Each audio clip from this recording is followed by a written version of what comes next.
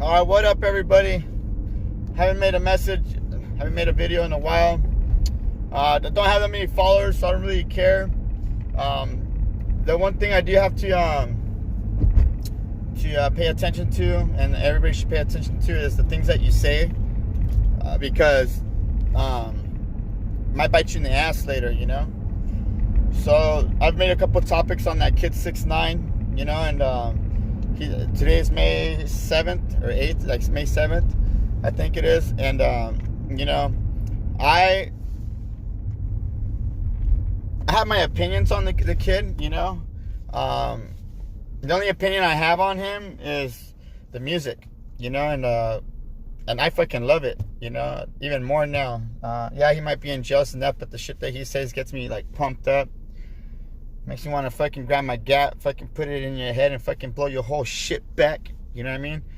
So, like, it's addicting, the shit that he says, you know? Like, it's crazy. When 6ix9ine gets out of jail, I doubt that he's not going to sell any music. I really doubt that. It's crazy because at the end of the day, that kid is a really good music producer, artist, or whatever you want to call it. You know what I'm saying? I listen to all these fucking rappers, everybody. And there's only been a few people that have made music, and I've enjoyed it, you know, because it goes a lot with the way that I think and the way that I feel, you know. It was like, I think in the beginning it was like Eazy-E, Too Short. I was never really much of a Snoop Dogg fan, but there's a few songs there that I do like. Dr. Dre, you know, then Eminem, and then fucking, and then after that, I ended up listening to Tupac a lot, and then 50 Cent towards my 20s, you know. So it was a lot of Tupac, a lot of 50 Cent, and a lot of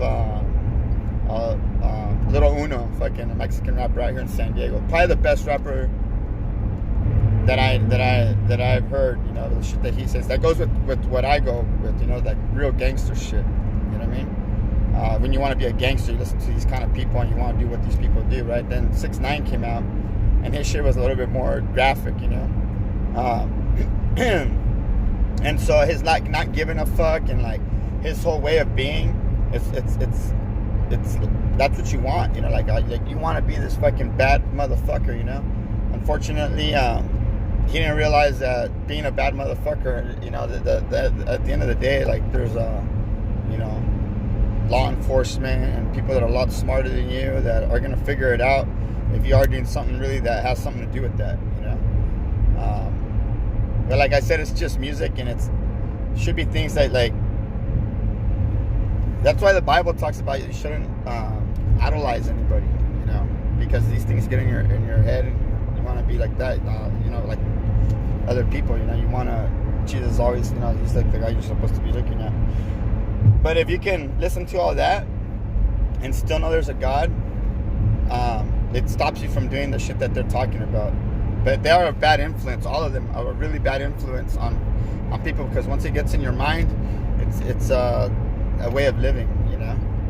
But anyways, as far as 6ix9ine and his music, yeah, I love his music. It's actually helping me get through a lot. Probably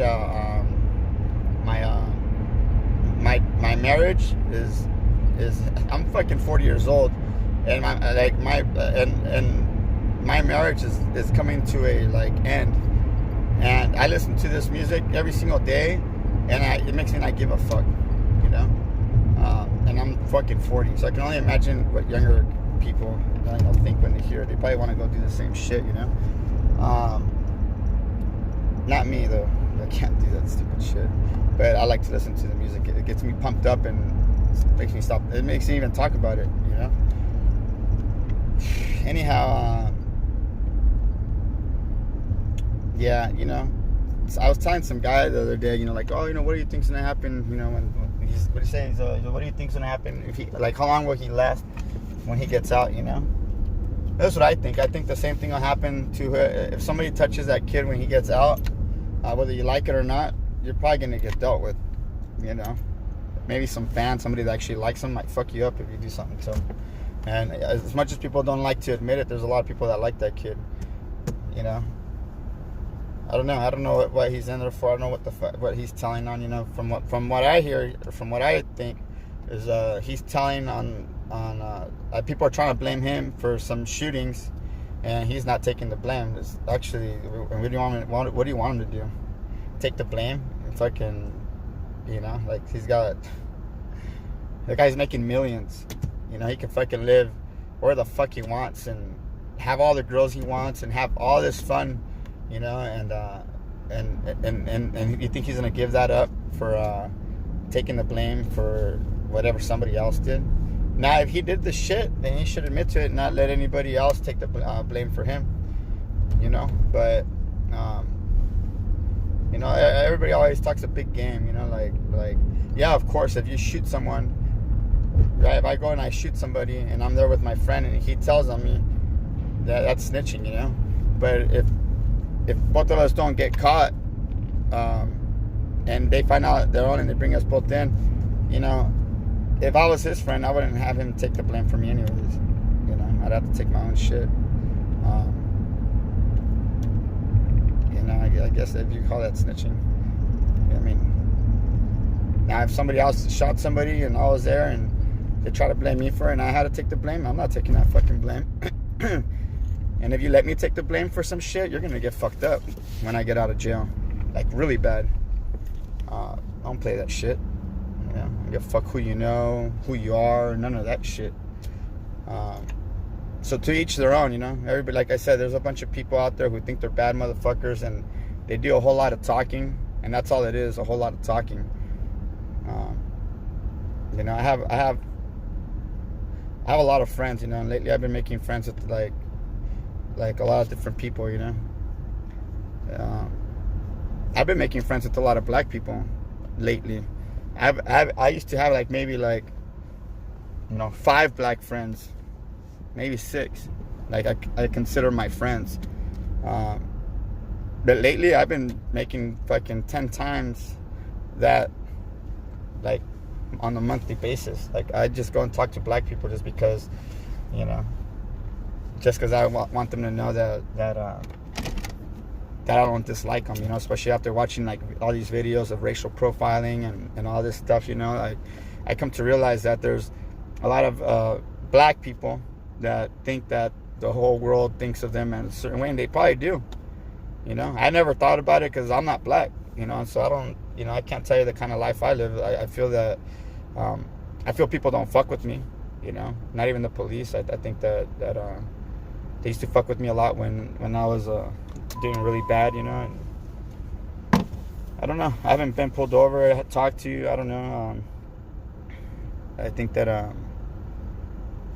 understand black people a little bit more after watching videos, but I think black people also need to, you know, understand that you know, I don't know where you live, but I mean where I live, I don't think it's that bad, you know. I live in San Diego. I don't know. I think black people are cool, I guess. You know, they don't, you know. The people that are fucked up around here, like fucking, they don't want to be gangsters and shit, you know, who have like a chip on their shoulder and they think they're all tough. But, you know, I hardly run into that anymore, you know. I've been going to LA, to Hollywood and stuff like that, and I don't know. Maybe it's just the way everybody looks at the world. I don't know. You know, I don't know. It makes me think. You know, I have 2 brothers that are half black, and you know, I know a little bit of some of the shit they've gone through, you know, but they're half black, so I can only imagine if you're like full black. I've been called a beaner one time, and I didn't like it, you know. I couldn't even believe that somebody called me a beaner. And I was in jail when the guy called me a beaner. As a matter of fact, I laughed a little bit, and then I was like pissed off, and I felt like he should get his ass kicked, you know. And but I was in jail. I wasn't trying to stay in there longer. So yeah, I don't know. We just all need to learn to get along, you know. I see a lot of white people trying to be, you know, friendly, you know, to every race. You know, I have a lot of white friends. You know, there's all kinds of dirtbags out there. You know, black, white, Mexican. You know, Chinese. I have a hard time speaking to Chinese people. Actually, those are the people that I think never talk. You know, and the other day I got a massage, and I was talking to the Chinese lady. She was really nice. You know, she barely spoke any English. Everybody just needs to realize that people are good, and that's what it is. You know, there's some homeless lady walking right here. I'm gonna give her some money. I'll let you guys go.